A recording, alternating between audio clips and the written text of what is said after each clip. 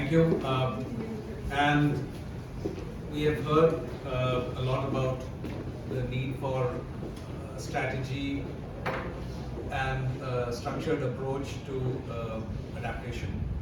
And one key area is comfort, thermal adaptation, which as again we have had several examples in the morning, which we've experienced in our individual lives, and we can see the impact it has had.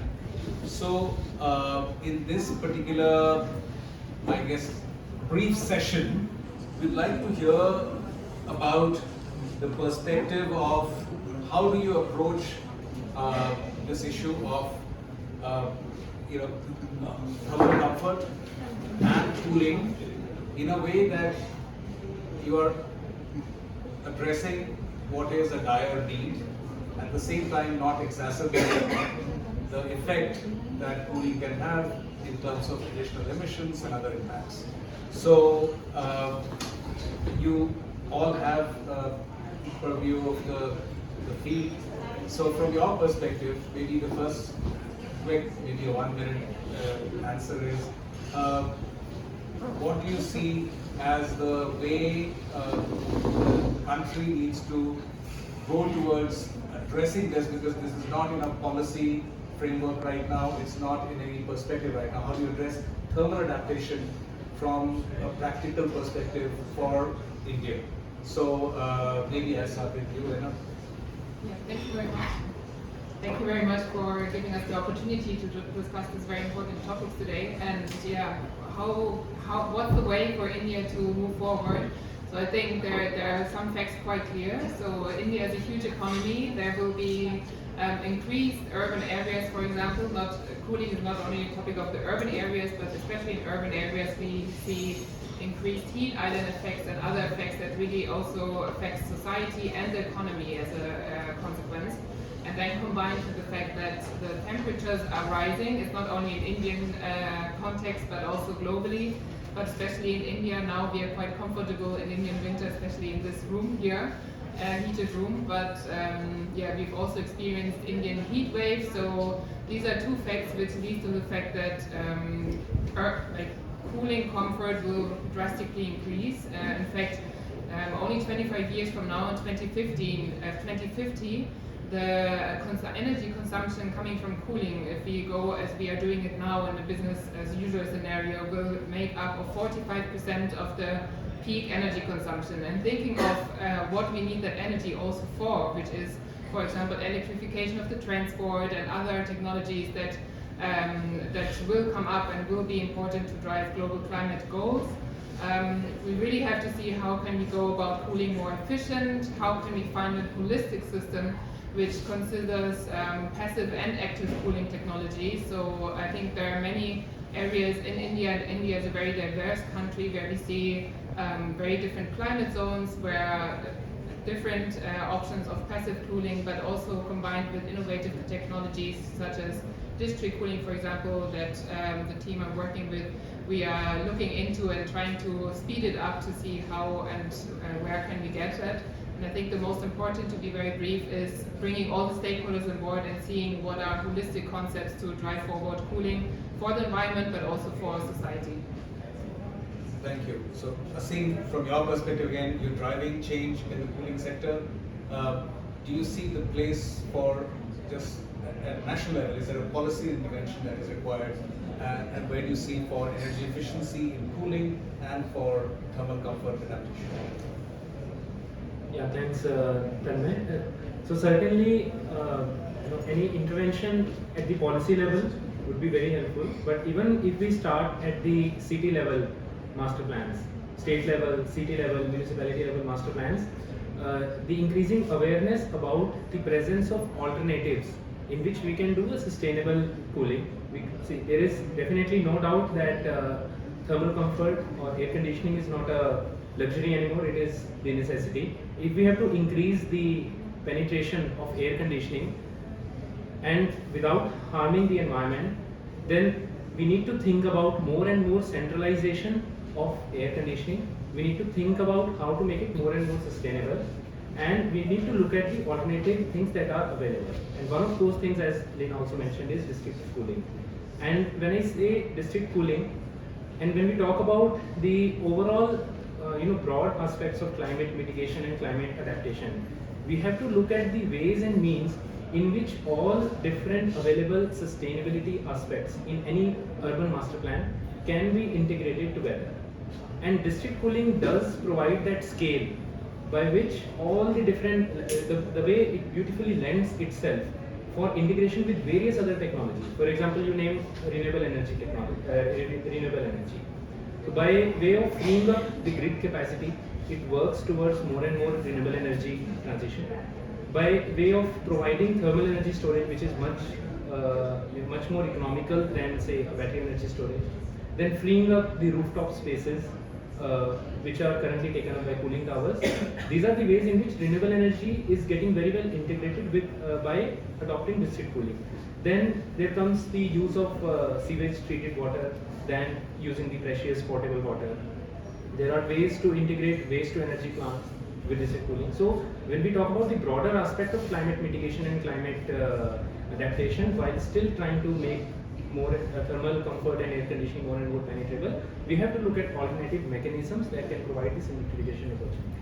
So cooling as a service is the future that you see. Certainly. Okay.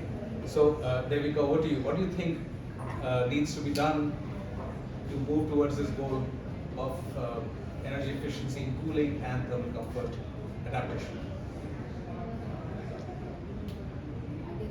Working. Yeah, now it's Is this one? Okay. Thank you so much for inviting me here. I focused my comments on what the World Bank is doing to approach the issue of thermal comfort and adaptation and sustainable cooling. So at the national level, we're working with two key ministries. One is with the Ministry of Commerce, that is the DPIIT. Recognizing exactly the fact that while the ICAP, the India Cooling Action Plan, provides an excellent base to take forward and a vision document of sorts for India to approach cooling and thermal comfort, there are a lot of stakeholders involved in this process, and it is important, as Lena mentioned, that bringing these stakeholders together and moving forward in a structured manner to achieve the outcomes. So with our engagement with DPIIT, we have implementing partners such as Bureau of Energy Efficiency, the Department of Science and Technology, who play a key important role in taking forward this agenda, and of course the Ministry of Environment, Forest and Climate Change, who has led the ICAP development. Under this program, we are looking to support different areas across space cooling, across the cold chain systems, across district cooling, which is again, as Aseem mentioned, an extremely important pillar of where the future of cooling in India lies. So how can we support them with financial interventions, with policy interventions, and also looking at kind of developing a cooling technology financing facility of sorts, which provides a platform for individuals, companies, firms, governments to access financing to take forward sustainability and sustainable cooling interventions, such as it can be if a government wants to invest into district cooling feasibility studies, for example, implement large-scale district cooling projects in their cities, they can access financing at concessional rates, so that the first loss risks, etc., can be mitigated. Second thing is that we are also approaching active cooling from a manufacturing perspective, because while thermal comfort adaptation, passive cooling plays a very important role, but we cannot ignore that the Indian cooling demand and air conditioner demand is growing exponentially, and it is going to continue to grow exponentially until 2040. So how can we control the emissions that are anyway going to increase by integrating efficiencies into the current system? So one of the ways of doing that is by incentivizing manufacturing of energy efficient devices, incentivizing adoption of energy efficient devices, and also at the same time making sure that the research and development piece is taken care of, so that India continues to innovate and generate the next best energy efficient air conditioners in the future. That is one. In the interest of time, I won't go too much into detail. Second engagement that we have is with the Ministry of Rural Development, more on the passive cooling front. So we are working, World Bank is a development bank, so of course affordability and sustainability in affordable housing is a priority for us. So we are working with the Ministry of Rural Development to see how the existing stock of housing can be made more resilient to heat. And also, since the next phase of the PMUI has been announced and 20 million more homes are going to be constructed over the next 3, 4, 5 years, how can we make those homes thermally comfortable and resilient to heat? By, of course, improving the adoption of existing guidelines and looking at what are the additional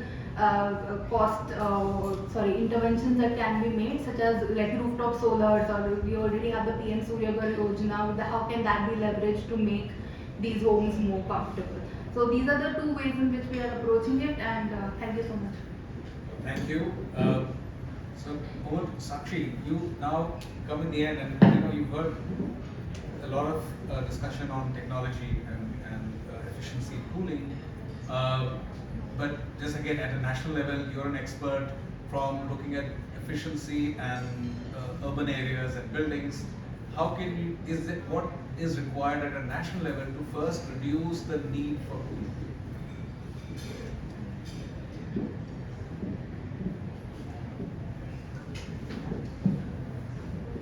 I think when we look at the national level, so we have this guiding framework available with us, which is like a broader framework.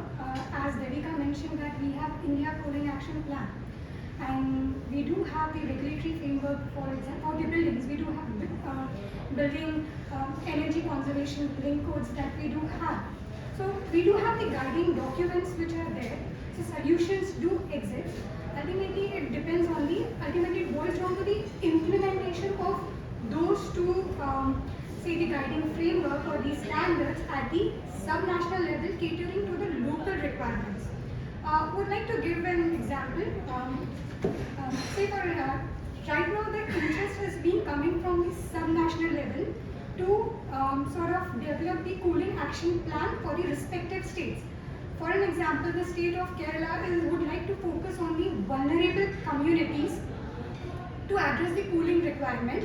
For now, all the recommendations which are being there in the ICAP, so based on the applicability or the requirements, now the state is trying to adapt it, modify it based on their requirements. Similarly, the city of Gurugram is right now focusing on the cooling demand from the building sector, and hence what is the intervention is being required to address to the or reduce the cooling demand by developing the various scenarios by 2050. So we do have, and when we look at the local level, so things needs to be incorporated while during the designing stage or the procurement stage, because as you rightly mentioned, the thermal comfort or with the thermal adaptation, so this criteria needs to be integrated with the various the policy mechanisms that already we have. Thank you. Yes, and so to complement the fact, for example, we do have the Energy Conservation Building Code, but for there is no thermal comfort standard for the country. There is a thermal comfort criteria for designing for air conditioning, but there is really not a standard for what is an acceptable thermal comfort, and those kinds of policy documents do help implementation. But yes, I think the focus I've heard from everyone is on implementation, on moving from policy to the actors on the ground, and the cities and the municipalities and the states or maybe authorities who are actually doing the construction. But the interest of time, we'll have just one more quick question from all of you. So one, the idea of learning from global best practices of how other countries have addressed these kinds of problems, where the actual user or the citizen is not really directly part of a larger program. It comes through a public system or through a larger private sector initiative.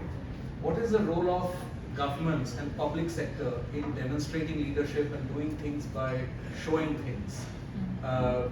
Are there examples where, and I see Germany as an example where the public sector took an initiative, but there are many other examples where, so in looking at thermal comfort adaptation, we have the example of Japan where they mandated certain temperature and a dress code and all kinds of things. So how does public sector have a role to play in leading this change? Thank you. So I think there are different measures that can be taken from state level, from governance level, which is one big question is or addressing cooling as a utility also, similar to electricity, similar to water, to have it as a standard, as a utility, and this comes with some criteria also regarding the pricing, the tariffs, and this really would give some base standards in assessment of what is it what the government could also support all the people in, and what is the need of cooling that is eligible to everyone. So I think this is one important part, and another question would be, okay, who is supporting the entire planning processes, etc. So there are many greenfield projects and new dense urban areas upcoming. So I think having a standard, for example, the zoning, a clustering of different buildings of neighborhoods where holistically the need of cooling can be addressed, and then also solutions can be found to address those in a holistic manner.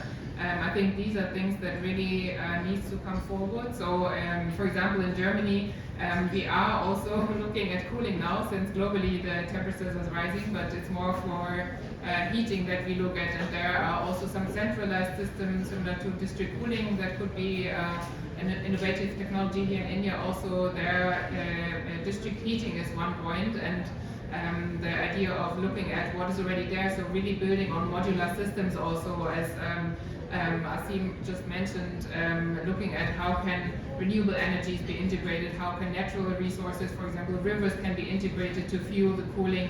So I think there are quite some elements that can be addressed also from governance side. And yeah, most importantly, looking at the standards, environmental standards that need to be, or whenever some new building or planning, urban planning is upcoming, to have some mandatory feasibility studies for different cooling technologies to give like a good baseline, and also include environmental criteria.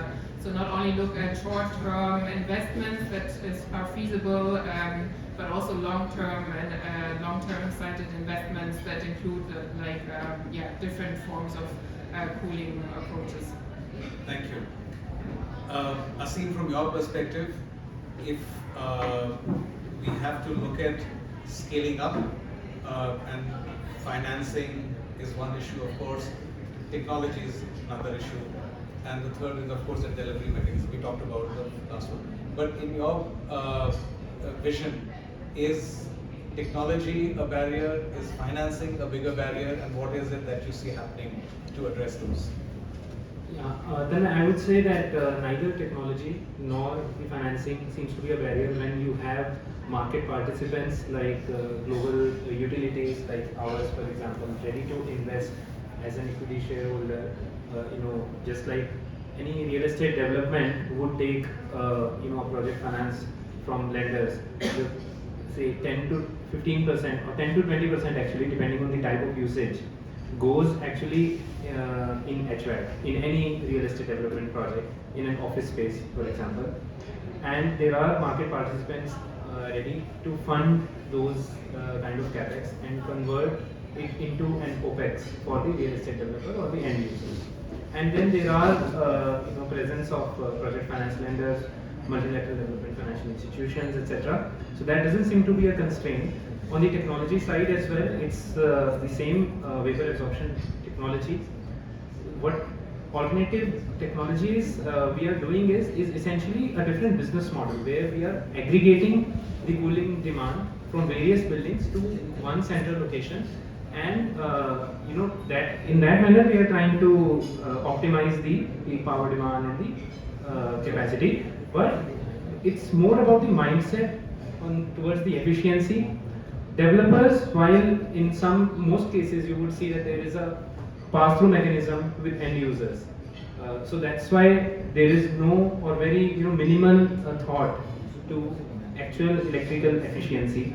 So it's more about creating that ecosystem wherein each and every party is incentivized. For example, in our cooling as a service model, developer is incentivized to bind a cooling service provider to a firm efficiency commitment.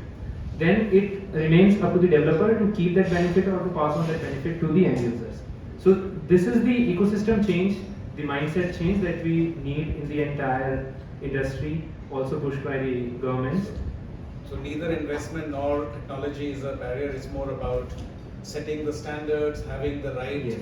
incentives for everyone to participate in this. Right. And Of course, there are scope for improvement in both aspects, but in the current situation as well, there are ways and means to improve that. Thank you. And Devika, I think I really like the fact that there is a focus on this adaptation and thermal comfort for people who are really not in a position to afford air conditioners.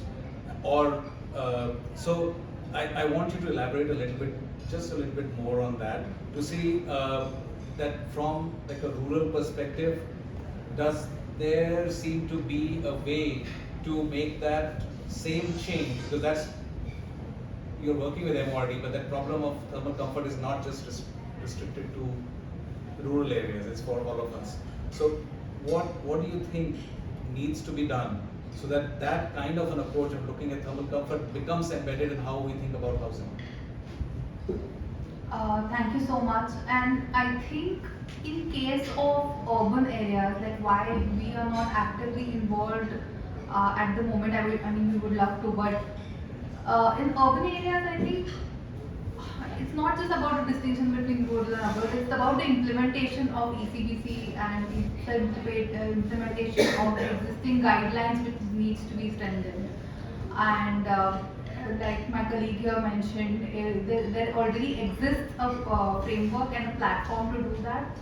And we need to focus more energy on capacity building, improving monitoring and evaluation mechanisms, and improving technical capacity of local governments as well to understand the benefits that efficient building design, efficient materials offers. And one of the important things is also, I think, developing of a central repository of sort of, what are the efficient building materials that can be used as substitutes to the existing options and what kind of energy performance benefits it offers. I don't think there is a lot of consumer awareness at the current moment, even in urban areas, about what are the implications of using better building materials to improve building energy efficiency. Because most of the decisions are taken based on price, and in some cases these efficient materials are not even necessarily more expensive than the traditional ones, but we still don't end up using them because of lack of knowledge of it. So I think these things and capacities, technical capacities, I think that I would approach it that way. Thank you. And Sakshi, you, of course, in your experience, you already have discussed the fact that these things can be done, technically possible, and sometimes, as we just found out, it's also not more expensive. It may be the same cost or cheaper to do these interventions. So, in your work and how you're interacting with both the public sector and the private sector, the policymakers, do you see this awareness that we are all talking about, that there needs to be implementation of the policy, not just for energy efficiency, but for better comfort, but for adaptation, and what needs to be done there? So when it comes to the awareness about this, yes, there is awareness at the local level, but the solution needs to be sort of discussed with them, because that this region has these materials. Everybody would want to know what are the solutions. Okay, I do understand about the idea of thermal comfort, but can you just provide me the solutions and how this can be streamlined in the entire process? So it's just that we need to look at the sort of the framework that is available and how best we can implement. I would just give an example of it. say for an example, in case of the affordable housing process, so things can be integrated at the DRP level where the actual integration of say the cooling solutions, even the material, even the criteria for thermal comfort can be included. So that sort of integration is required.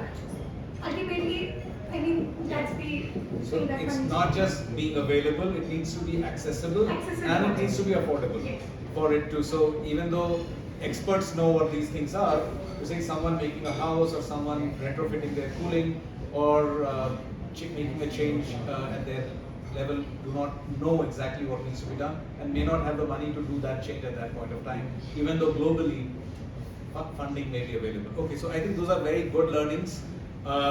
With that, we close this session. There's a lot to unpack in what we have heard, and I'm sure when we start discussing each one of these points, there can be another session. But thank you for putting this very interesting set of people working in the same area of different perspectives together, Anja.